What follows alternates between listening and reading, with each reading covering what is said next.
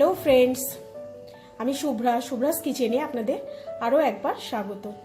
আমি আজ আপনাদেরকে একটা অথেন্টিক বেঙ্গলি ডিশ করে দেখাবো, পটল চিংড়ি। এটা খুবই ভালো লাগে গরম ভাতে খেতে। তাহলে চলুন দেখে নিই পটল চিংড়ি করতে আমাদের কি কি লাগছে। পটল চিংড়ি করতে আমি এখানে 250 চিংড়ি মাছ নিয়েছি, ভালো করে ধুয়ে পরিষ্কার করে নিয়েছি। আর নিয়েছি এখানে 3টে আলু ডুমো ডুমো করে কেটে রেখেছি। এখানে আমি 500 পটল কেটে রেখেছি, মাঝখান থেকে হাফ করে রেখেছি। এখানে ফোড়নের জন্য নিয়েছি তেজপাতা, শুকনো লঙ্কা, একটু জিরে আর একটা দারচিনি, 2টো এলাচ। এখানে আমি নিয়েছি জিরে গুঁড়ো, পরিমাণ মতো হলুদ গুঁড়ো, লঙ্কা গুঁড়ো, নুন। আর এখানে আমি নিয়েছি আদা, 2টো কাঁচা লঙ্কা আর একটা টমেটো, যেটা আমি মিক্সিতে পেস্ট করে নেব।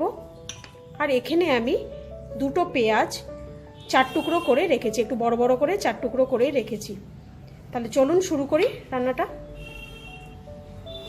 আমি কড়াইতে কিছুটা সাদা তেল গরম করে নিয়েছি। এবার নুন হলুদ দিয়ে পটলগুলোকে মাখিয়ে রেখেছি, এগুলো ভেজে নেব।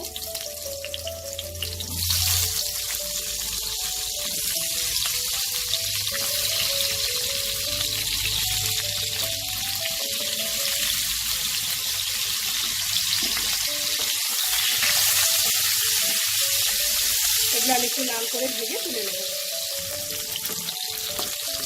পটলগুলো ভাজা হয়ে গেছে, এগুলো তুলে নেব।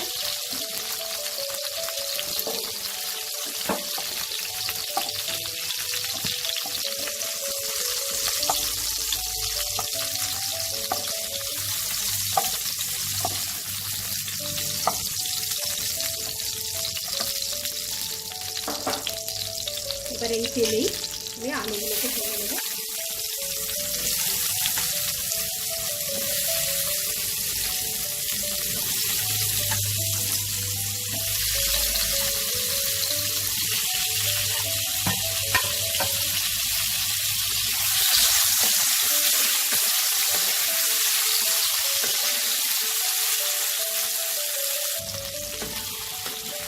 আলুগুলো ভাজা হয়ে গেছে,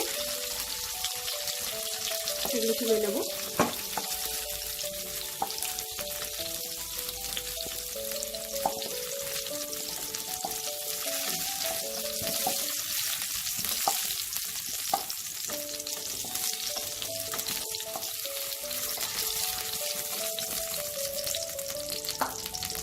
এবার এই তেলে আমি নুন হলুদ মাখিয়ে রেখেছি চিংড়ি মাছগুলো, এই চিংড়ি মাছগুলো একটু ভেজে নেব।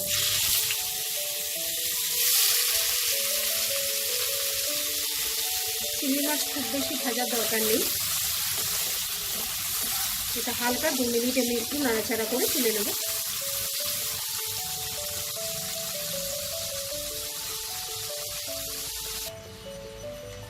মাছগুলো ভাজা হয়ে গেছে, তুলে নেব আমি।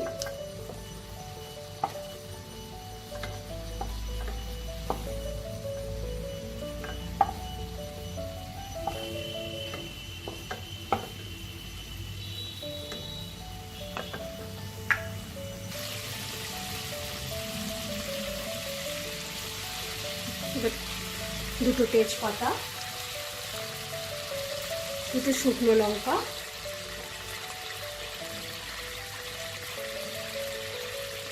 আর একটু দারচিনি, 2টো এলাচ আমি ফোড়ন দেব।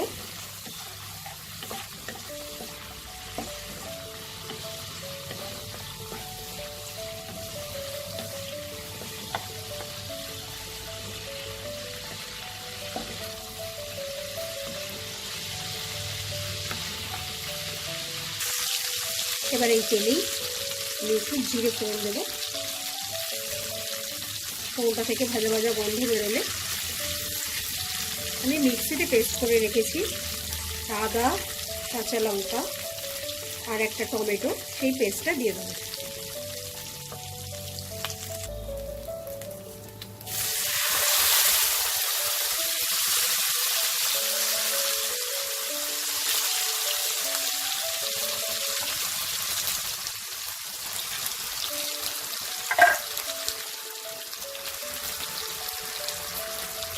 এবার এই পেস্টেই আমি জিরে গুঁড়ো,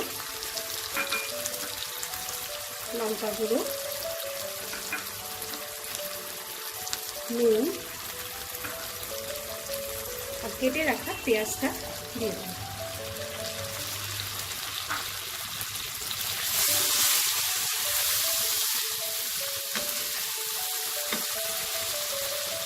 পরিমাণ মতো একটু হলুদ। মশলাটা থেকে যতক্ষণ না আমাদের তেলটা আলাদা হয়ে যাচ্ছে ততক্ষণ এটা আমাকে কষাতে হবে।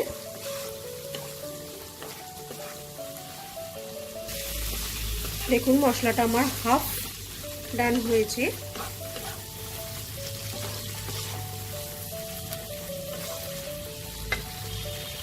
এবার আমি ভিজে রাখা পটলটা আর আলুটা দিয়ে এটাকে কষাবো।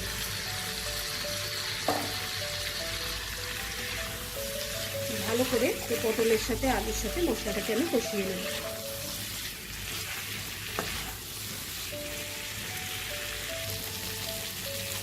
আমার আলু, পটল আর মশলা খুব ভালো করে কষানো হয়ে গেছে।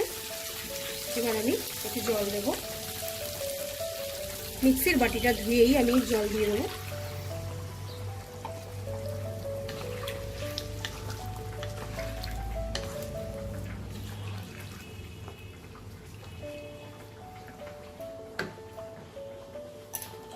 আর এখানে আর একটু জল লাগবে।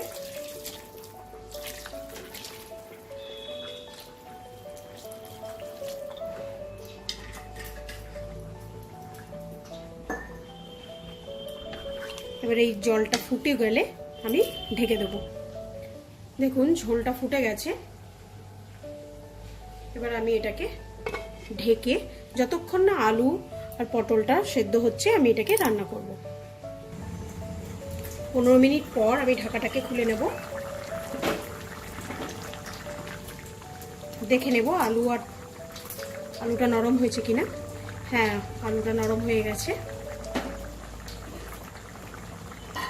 এবার আমি ভেজে রাখা চিংড়ি মাছগুলো দিয়ে দেবো।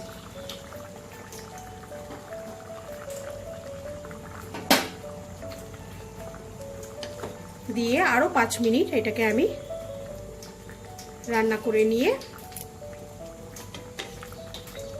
সার্ভিং ডিশে সার্ভ করে নেব। নামানোর আগে আমি একটু জাস্ট হাফ চামচের মতো একটু ঘি দিয়ে নেব। ঘি দিয়ে ফ্লেমটাকে অফ করে দিয়ে 5 মিনিট এটাকে স্ট্যান্ডিং টাইমে রেখে দেব। রেখে দিয়ে আমি এটাকে প্লেটিং করে নিচ্ছি। চিংড়ি আমার একদম রেডি। আমি এটাকে সার্ভিং বলে বেড়ে নিয়েছি। তো আপনারা আমার এই রান্নাটা ভালো লাগলে লাইক করতে ভুলবেন না। আপনাদের আত্মীয় স্বজন, বন্ধু বান্ধব সবার সাথে এটাকে শেয়ার করবেন। আর যারা এখনও আমার চ্যানেলটাকে সাবস্ক্রাইব করেননি তাদেরকে অনেক অনেক অনুরোধ, তারা আমার চ্যানেলটা সাবস্ক্রাইব করে নিন আর বেল আইকনটা টিপতে ভুলবেন না। তাতে আপনাদের কাছে আমি যে সোমবার, বুধবার আর শুক্রবার পোস্ট করি সবার আগে নোটিফিকেশন আপনাদের কাছে পৌঁছে যাবে। তাহলে আজ আসি, আবার ফিরে আসবো নতুন কোনো এক রান্না নিয়ে। বাই।